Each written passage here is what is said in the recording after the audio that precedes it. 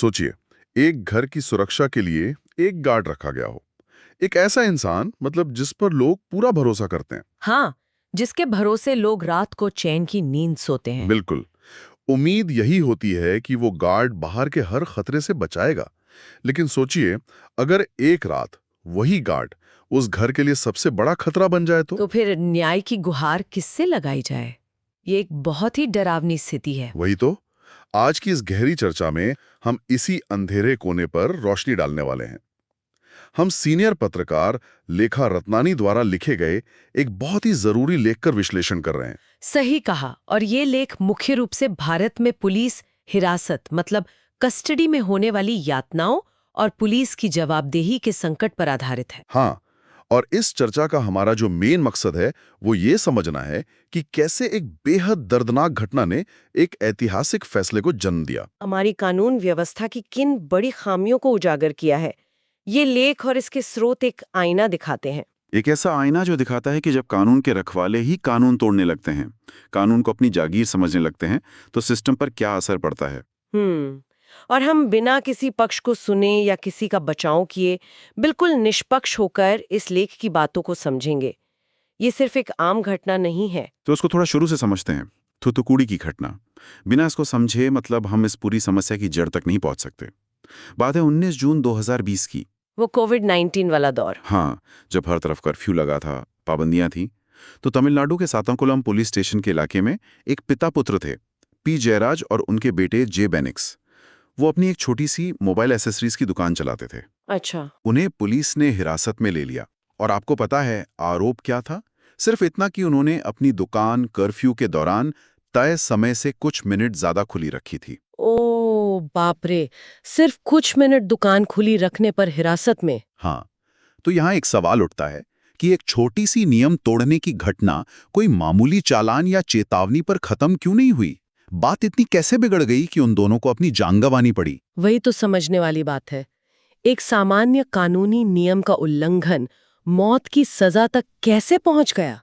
इसके लिए हमें एब्सोल्यूट पावर या असीमित शक्ति को समझना होगा। वो कैसे?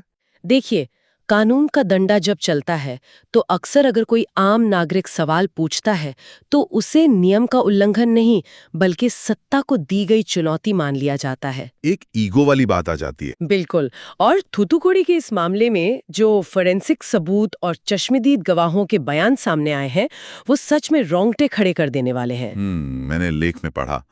उन बयानों से साफ होता है कि स्टेशन के अंदर जो हुआ वो सिर्फ जनरल पूछताछ नहीं थी। नहीं, वो एक पूरी तरह से सुनियोजित यातना थी। उन्हें डंडों से इतनी बुरी तरह पीटा गया कि 22 और 30 जून को उन दोनों की मौत हो गई। 22 और 23 जून को? मतलब हिरासत में आने के 3-4 दिन के अंदर ही? हाँ, ये सिर्फ गुस्से में उठाया गया कदम नहीं था। ये इस बात का घमंड था कि बंद दरवाजों के पीछे पुलिस जो चाहे कर सकती है और कुछ बाहर नहीं आएगा। क्योंकि आमतौर पर ऐसे मामलों की जांच भी तो पुलिस ही करती है ना। सही कहा। लेकिन इस केस में एक ऐतिहासिक मोड़ आया। 6 अप्रैल 2024 को Madurai district and sessions court ने अपना फैसला सुनाया। और वो फैसला कोई छोटी मोटी सजा नहीं थी। बिल्कुल नहीं।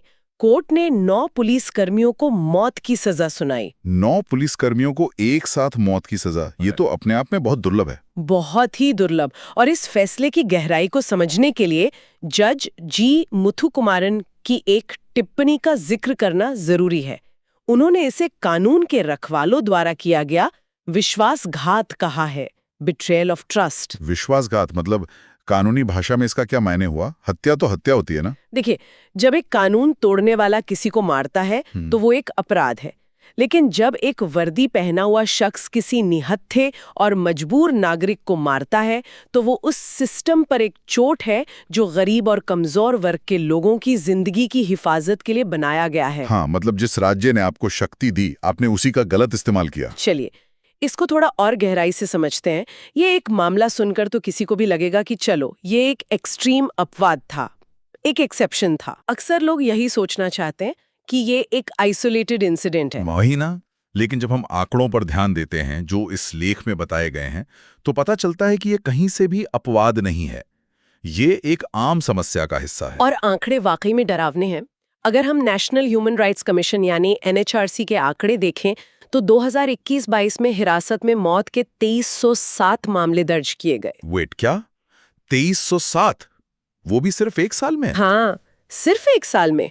और इसके आगे 2022 से 26 के बीच खास तौर पर सिर्फ पुलिस कस्टडी में मौत के 786 नए मामले सामने आए। अरे बाप रे, ये सबसे हैरान करने वाली बात है। मतलब 2307 मौतें सिर्फ एक साल में। अगर इसको हम किसी और फील्ड से कंपेयर करें, सोचिए, अगर किसी एक शहर के हॉस्पिटल में इलाज के दौरान एक साल में 2000 से ज्यादा लोग मर जाएं, वो भी डॉक्टर की मारपीट या लापरवाही से, तो देश भर में बवाल मच जाएगा। उस हॉस्पिटल को तुरंत बंद कर दिया जाएगा। वही तो।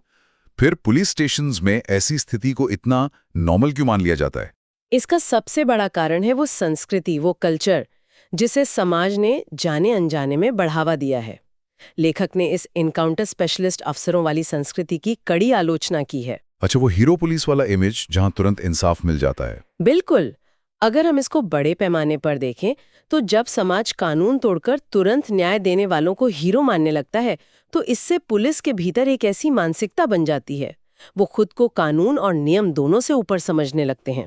वो सुपर कॉप वाली फीलिंग आ जाती है। हाँ, और यहीं से समस्या और बिगड़ती है। लेख बताता है कि जब उन्हें लगता है कि उन्हें कोई छू नहीं सकता, तो अक्सर पुलिस वसूली यानी एक्सटॉर्शन करने लगती है, या फिर गैंग और माफिया के लिए काम करने लगती है। मतलब जिसे कानून व्यवस्था सुधारनी थी, वो खुद कानून व्यवस्था को बिगड़ने लगता है। सही कहा। ये शक्ति का पूरी तरह से दुरुपयोग है। तो समस्या तो समझ आ गई, आंकड़े भी देख लिए और ये हीरो कल्चर भी समझ लिया। लेकिन अगला सवाल ये आता है कि भाई इसका समाधान क्या है?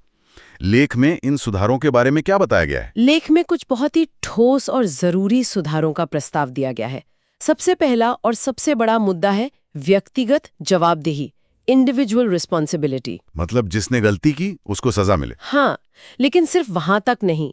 अक्सर क्या होता है कि छोटे रैंक के कर्मचारियों पर, जैसे कांस्टेबल या सब इंस्पेक्टर पर कार्रवाई करके मामला रफा दफा कर दिया जाता है। हाँ, उनको सस्पेंड कर दिया जाता है बस। लेकिन लेख कहता है कि ये काफी नहीं है।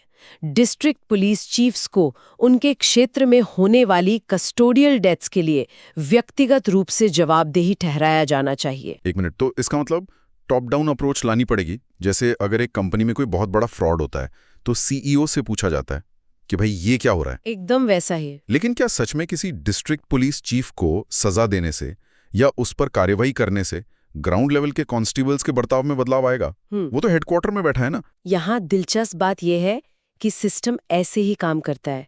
जब तक ऊपरी स्तर पर जवाबदेही तय नहीं होगी, तब तक निचले स्तर पर कानून का डर नहीं बनेगा। अगर डिस्ट्रिक्ट चीफ को पता हो कि किसी भी थाने में होने वाली मौत के लिए उसकी कुर्सी जा सकती है, तो वो खुद पूरे सिस्टम को टाइट रखेगा। अच्छा, मतलब दबाव ऊपर से आएगा तो नीचे वाले अपने आप ठीक रहेंगे। बिल्कुल। और इसके अलावा एक और बहुत बड़ा प्रस्ताव है, जीरो टॉलरेंस की नीति। Zero tolerance? हाँ, भारत को हिरासत में यत्न और फेक एनकाउंटर्स के खिलाफ पूरी तरह से जीरो टॉलरेंस अपनाना चाहिए। इन्हें किसी की पेशेवर गलती या प्रोफेशनल मिस्टेक नहीं मानना चाहिए। इन्हें कोल्ड ब्लडेड मर्डर यानी सोची समझी हत्या मानना चाहिए। ये तो बहुत ही स्ट्रॉन्ग स्टैंड है। और इस स्टैंड को बैक करने के लिए लेख में पूर्व एनएचआरसी चेयरमैन जस्टिस एमएन वेंकटाचल्या के एक कथन का हवाला दिया गया है। उन्होंने क्या कहा था? उन्होंने साफ लफ्जों में कहा है कि पुलिस को किसी की जान लेने का कोई कानूनी अधिकार नहीं है।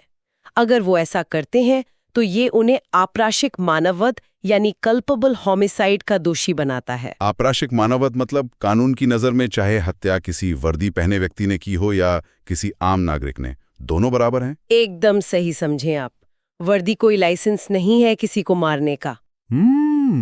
ये एक बहुत ही अलग पर्सपेक्टिव देता है। लेकिन इस मुद्दे को थोड़ा और बड़े पैमाने पर देखते हैं, क्योंकि ये सिर्फ पुलिस या कानून का मुद्दा नहीं लग रहा मुझे। आपका क्या मतलब है? मेरा मतलब है कि इसका प्रभाव देश के भविष्य पर कैसा पड़ता है, हमारी अर्थव्यवस्था पर, हमारे लोकतंत्र पर। अगर भारत एक मजबूत अर्थव्यवस्था और एक सम्मानित लोकतंत्र बनना चाहता है तो इससे क्या फर्क पड़ता है? बहुत बड़ा फर्क पड़ता है। लेकिन इसी बात पर जोर देता है कि अगर हमें आगे बढ़ना है तो हमें सिस्टेमिक टॉर्चर और गैर कानूनी हत्याओं की इस प्रथा को कंप्लीटली खत्म करना ही होगा। हाँ, क्योंकि देश की इमेज सिर्फ जीडीपी के नंबर से थोड़ी बनती है। अगर बाहर से कोई इन्वेस्टर आता है या निवेशक आता है तो वो वहां कैसे सुरक्षित महसूस करेगा, जहां कानून के रखवाले ही डर का माहौल बनाते हों? ये एक बहुत ही जरूरी सवाल खड़ा करता है। असली विकास तो कानून के शासन यानी रूल ऑफ लॉ पर ही निर्भर करता है ना। अगर नियम ही काम नहीं करेंगे तो लोग बिजनेस कैसे करेंगे? और सिर्फ निवेश ही नहीं, एक आम नागरिक की सुरक्षा भी तो है। बिल्कुल। एक लोकतंत्र की असली पहचान इस बात से होती है कि वहां का सबसे कमजोर नागरिक सिस्टम के सामने कितना सुरक्षित महसूस करता है। अगर एक आम आदमी पुलिस थाने जाने से डरता है तो फिर हमारा लोकतंत्र सच में कितना आजाद है? सच में ये बात सोचने पर मजबूर कर देती है। तो अगर हम अब तक की चर्चा को थोड़ा समेटें तो हमने काफी कुछ कवर कर लिया है आज। हाँ, हमने शुरुआत की थी थूथुकुडी के उस दर्दनाक मामले से, जहां एक कर्फ्यू में दुकान खुली रखने जैसी छोटी सी गलती पर एक पिता पुत्र की जान चली गई और जिसके नतीजे में 9 पुलिस वालों को ऐतिहासिक मौत की सजा मिली। और उसके बाद हमने NHRC के वो डरावने आंकड़े देखे, 2300 से ज्यादा मौतें एक साल में। हमने उस एनकाउंटर स्पेशलिस्ट वाली खतरनाक संस्कृति पर भी बात की जहां सिस्टम कानून से ऊपर हो जाता है। और आखिर में हमने समझा कि इसका समाधान क्या हो सकता है। ऊपर के अफसरों की जवाबदेही तय करना और जीरो टॉलरेंस की नीति अपनाना ताकि लोकतंत्र को बचाया जा सके। लेकिन जाने से पहले एक ऐसा सवाल है जो इस लेख के उस हीरो कल्चर वाले हिस्से से निकल कर आता है, पर शायद हमने उसे पूरी तरह से एड्रेस नहीं किया। वो क्या सवाल है? जब कानूनी प्रक्रिया धीमी होती है, जिसमें सालों लग जाते हैं, तो समाज खुद गैर कानूनी इंस्टेंट जस्टिस यानी तुरंत न्याय की मांग करने लगता है। लोग एनकाउंटर स्पेशलिस्ट्स की वाहवाही करने लगते हैं, फिल्में बनती हैं उन पर।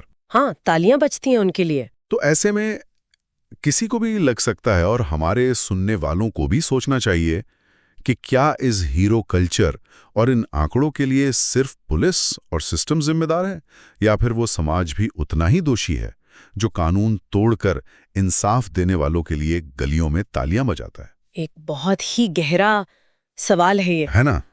क्योंकि जब आम लोग ही कानून को बाईपास करने वालों का ओपनली समर्थन करेंगे तो फिर सिस्टम को सुधारने का दबाव कौन बनाएगा? सोचिएगा इस बारे में। आज के लिए बस